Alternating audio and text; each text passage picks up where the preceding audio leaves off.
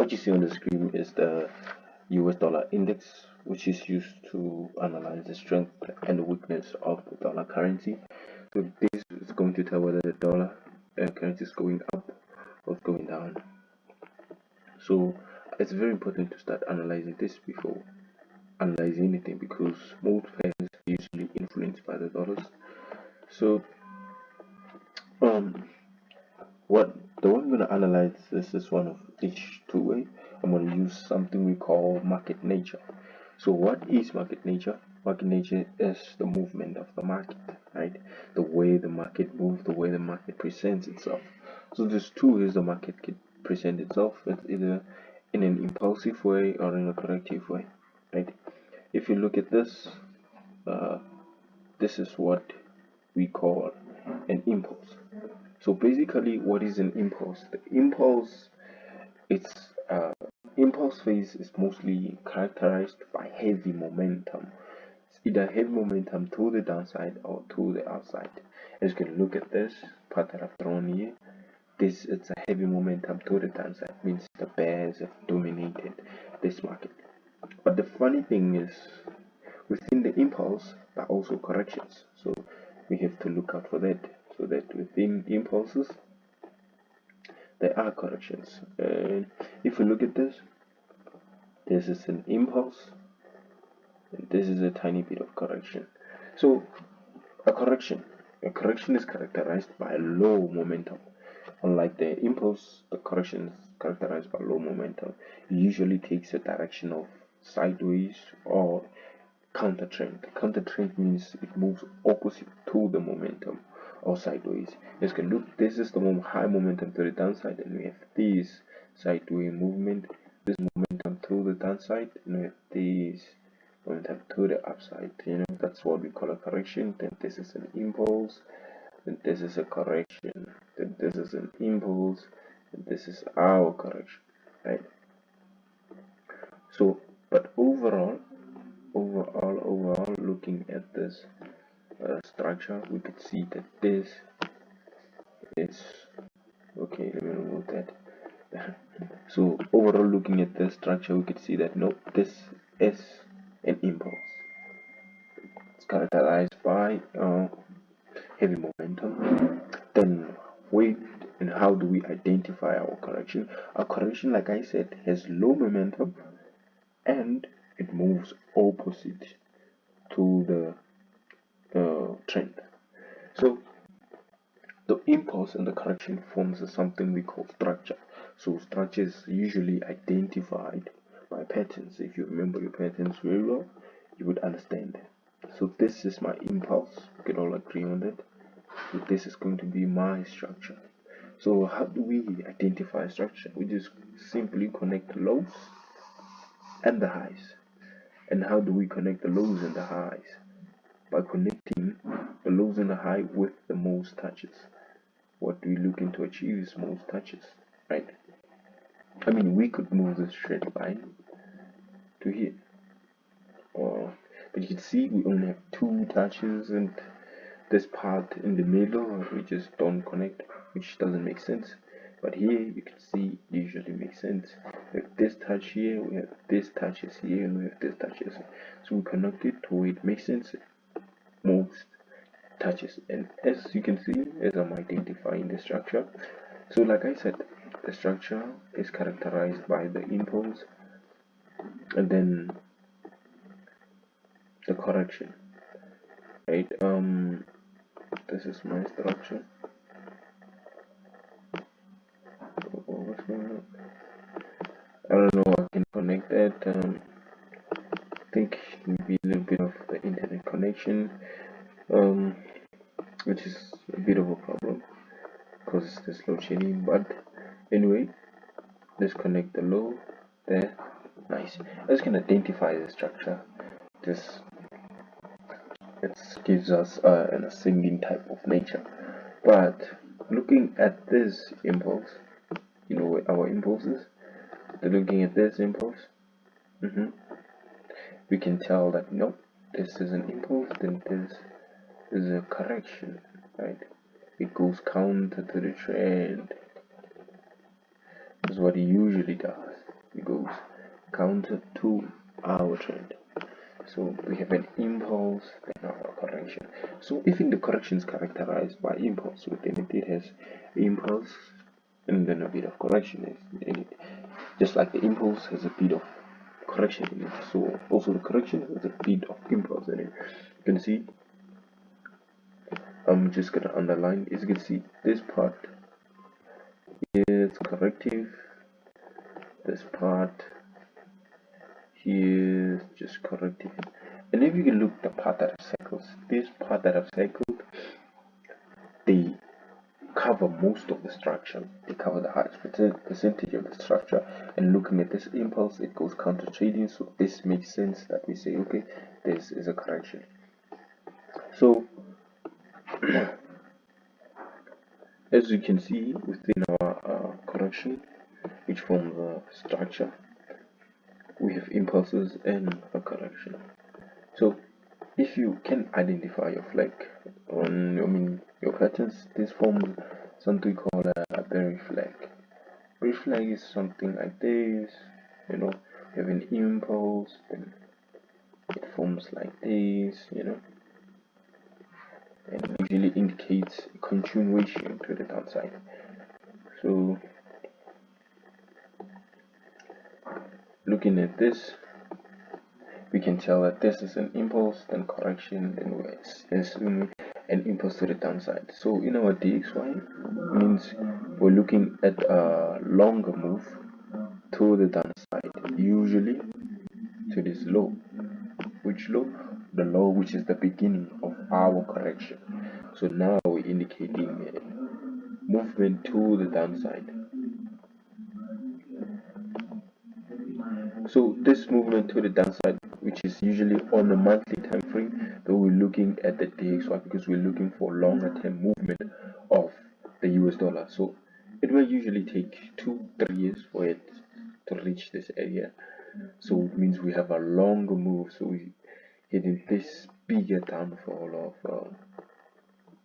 of the dollar, so because we have an impulse correction, then we're looking for an impulse to the downside. So here's how things are going to be. So from the weekly, we could see the structure and everything and how the market is. We can just identify the impulse, we can identify the correction. So we now have a clear structure that we're going to the downside. So when our overall move is to the downside. So now we're going to analyze this way. The way I analyze, I use multi-time frame analysis, which is called top-down analysis. In many instances, I'm sure many of you are familiar with top-down analysis, where we analyze from the high time frame to the lower time frame, understanding the bigger influence where the bigger players are. We try to understand and try to trade in alignment with what the bigger players are. The bigger players are usually on the high time frame and we are on the lower time frame, but because we trade on the lower time frame doesn't mean we have to ignore what's happening on the higher time frame. So I'm going to move through weekly and try to make sense of this structure. Gonna adjust what needs to be adjusted, just to have a feel and the understanding of this bigger movement. You can see just adjust the trend line, the touch. Nice. Let's zoom in and try to understand. Now we had our third touch and we go into the downside. Like I said, the market moves in the impulse and correction. Now as you can see, we make that touch and we have our impulse. You can see this is an impulse. This, let me show it. This is an impulse to the downside, right? And as you can see here, we are usually forming a correction. So we don't know what type of correction we're forming yet because nothing is clear. But we're anticipating a correction that continues the bigger move, right? Because we are not at any area of significance, we are not at any low, so it's unlikely for the market to reverse at this area, especially considering this bigger impulse, right? So we're gonna move to the daily now. We made understanding of the market nature. We move to the daily. So moving to the daily, you could see from the daily time frame. Let me remove that. From the daily time frame, it could make sense that, oh, looking back, looking left, we could see, oh, that's the reason the market did reverse at that certain area. Is what is because we had something called an ascending channel, which is a strong reversal, especially has higher probability with the touch. And as you can see, we have 1, 2, 3 touch. We have this impulse, then move into this correction. Now we impulse into the downside. See, this is our impulse, but we corrective looking at this low, which is the beginning of this correction. So looking at this, what we're likely to do, we see this on the weekly as an impulse, and here we're forming a correction, right? So here we're more likely to form a correction like this and go to the downside. So we move on to the 4-hour time frame. Yeah, we zoom in to make a clear understanding of structure. This is what we want to see. So you can see on the 4-hour time frame, this is a strong correction. This is strong correction. So remember, our long-term move was to the downside, but now we're looking at the short-term move. We have this bigger correction. We can try and connect the lows. You can see it's forming some sort of ascending type nature. We could just try,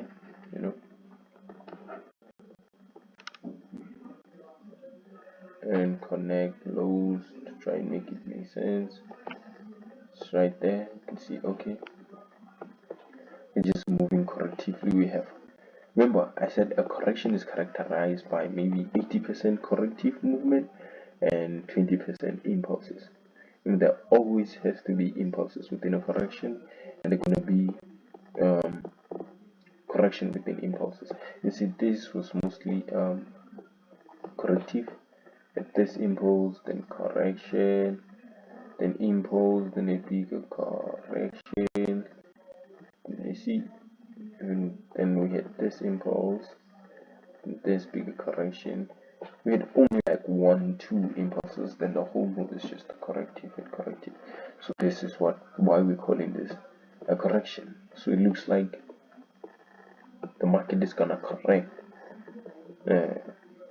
This is an ascending channel, and I said ascending channel is a reversal to the upside. Means remember our long-term move.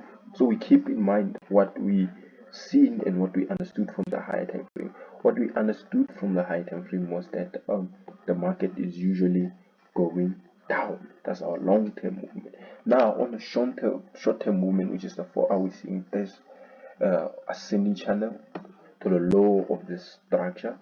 So it seems like we have maybe a short-term move, which is a counter trade to the upside.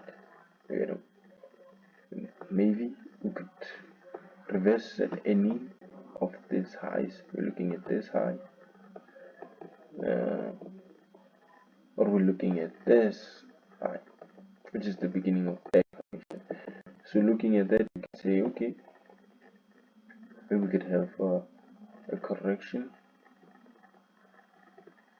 here before we go to the downside, which would really make sense because this is an ascending type, that gives us a movement to the downside.